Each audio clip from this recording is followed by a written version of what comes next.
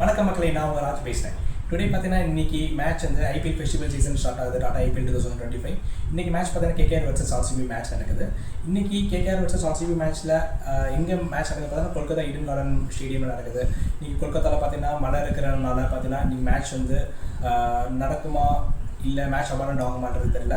So இன்றைக்கி வந்து suppose match இன்றைக்கி நடந்தது அப்படின்னா டாஸ் வின் பண்ணுற டீம் கண்டிப்பாக பார்த்தீங்கன்னா சேசிங் தான் வந்து ப்ரிஃபர் பண்ணுவாங்க.